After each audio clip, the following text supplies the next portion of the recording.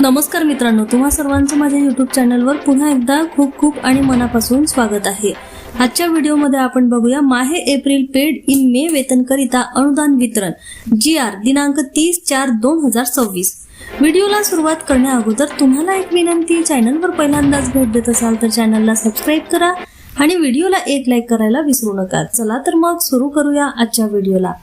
माहे April paid in मे वेतनकरिता अनुदान वितरण करणे संदर्भात शालेय शिक्षण व क्रीडा विभाग मार्फत दिनांक 30/4/2026 रोजी महत्त्वपूर्ण शासन निर्णय निर्गमित करण्यात आलेला आहे। सदर निर्णयानुसार नमूद करण्यात आले आहे की वित्त विभागाकडून अर्थसंकल्पीय वितरण प्रणालीवर प्राप्त झालेल्या अनुदानाचा निधी नियंत्रक अधिकारी यांना वितरित करण्याची बाब शासनाच्या विचाराधीन होती।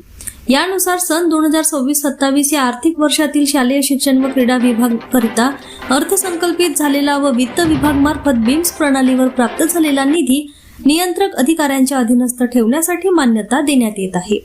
सदर निधी वित्त विभागाने बीम्स प्रणालीवर उपलब्ध करून दिलेल्या निधी अनुदान नमूद अटी शर्तींच्या अधीन राहून वितरित करण्यास मंजुरी देण्यात आलेली आहे।